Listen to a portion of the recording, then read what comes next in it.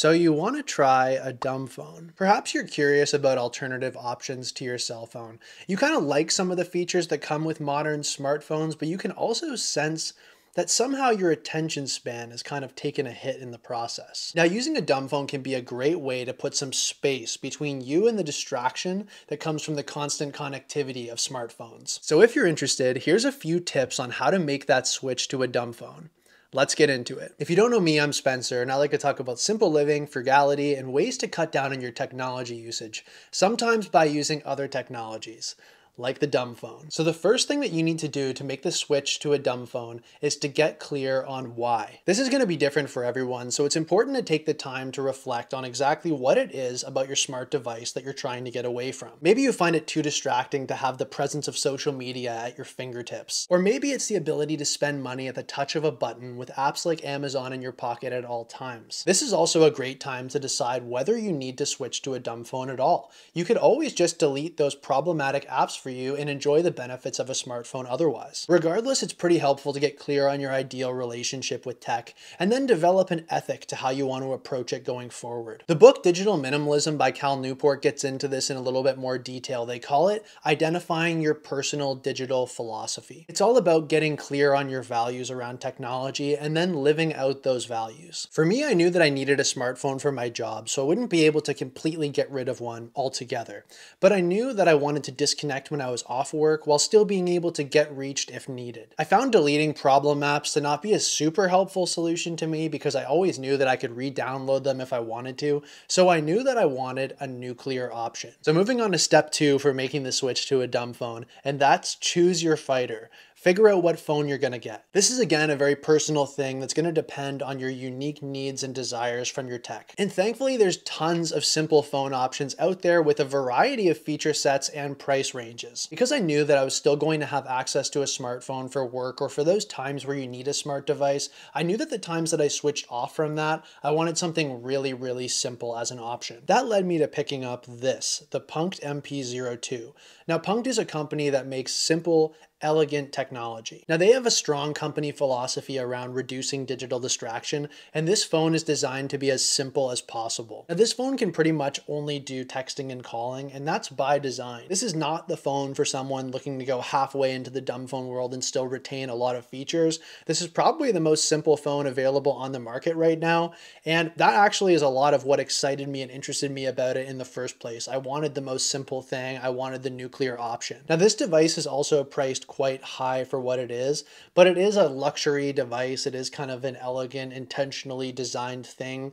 So I find its price is definitely high, but it's not offensive. I would say though that I bought mine used, so if you keep your eyes peeled, you can find a good deal on these Punkt phones. The thing is, there's a lot of people out there who try dumb phones, don't end up using them, and then end up selling them in basically unused condition. So if you keep your eyes peeled, you can really save big like that. If you want to switch to a dumb phone as your full-time option though, perhaps you're going to want a few more features than what something like the Punkt can offer. Be it maps or podcasts or a camera or even access to email, there's lots of simple options out there for you. So take a look around and you can find the perfect one that meets your needs. The Lightphone 2 is another great option that was designed with simplicity in mind, but it has a few more features than the Punkt has. Things like maps, podcasts, and music are all available and compatible with the Lightphone 2, so take a look into that as an option. There's also a whole realm of semi-dumb phones that you can try, or even mini smartphones. These offer the full range of features that you could expect from any smartphone, but the size or the form factor is such that you just aren't going to use them for very long. This can be a great compromise for somebody looking to make the switch but still retain some of those smart features that you need in your day-to-day life. Models include the Cat S22 Flip, which is a phone that I've been testing and there'll be a review coming in the future, as well as the Jelly Star, which is a very small Android smartphone. A great resource to check out if you want to learn more about dumb phones is my buddy Jose's channel. He goes a lot deeper into all the technical specifications about each dumb phone model so you can find the perfect one that suits your needs. I've linked his channel in the description. The third and final tip, as well as potentially the most important thing in switching to a dumb phone and sticking to it, is to come up with alternative solutions to smart features. Finding alternative ways to solve the problems that your smartphone used to solve for you. This is going to be a key area to tackle to make sure that you don't feel like you're missing out when you switch to a dumb phone. Single-use devices are a great way to replace most smartphone apps, and in most cases they're going to do a better job at it too. Your new dumb phone doesn't have a camera? Try bringing an actual camera with you. Now, smartphone technology has gotten gotten pretty good as far as photography and video is concerned, but there's still really nothing that's going to beat a nice lens on a large sensor. So if you have the budget for that, or you already have a camera, bring something like that. Need a map solution? Try bringing a standalone GPS with you, like ones used for cars or for hiking. Or get a full-blown city, province, or state map and use that. Specifically with maps, I think it's often the case that people just use it as a security blanket where we can generally get where we're going without much help. Road signs and a little bit of research beforehand is going to get you most of the way.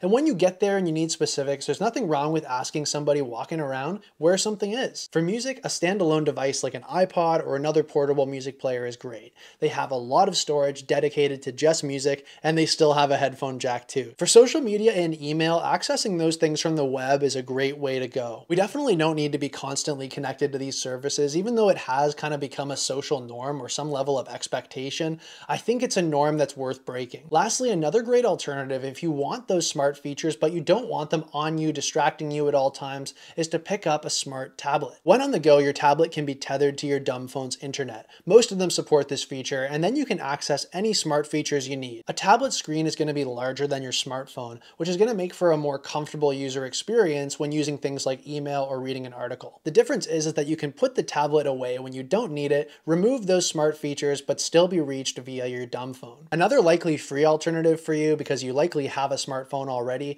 is to use your smartphone as a tablet in this sense. Tether to it when you need those smart features, but then put it away when not in use, and then just use your dumb phone to be reached. That's about it for today, folks. Just a few key points to keep in mind to make switching to a dumb phone a breeze. As you can see, this is a really individual thing, and we have many great alternative tech options out there. With some research and some effort, you can really dial it in, get the perfect setup for you, and leave the distraction behind. What did you think of this video? Are you interested in making the switch to a dumb phone, even if just part-time? Or have you already made the switch? Let me know your current or ideal setup in the comments. I'd love to hear from you. Thanks very much for watching, folks, and I'll see you in the next video. Hey folks, Future Spencer here. If you haven't heard, I did an interview just a few weeks ago on Radio New Zealand talking all about dumb phones and my process around digital distraction and fighting it. This channel also now has a Discord server associated with it, so if you'd like to get in on the conversation around simple living, frugality, and the low-tech lifestyle, I've placed an invite link in the description, and I would love to have you in that conversation on Discord. Thanks very much for watching, guys, and I'll see you in the next video.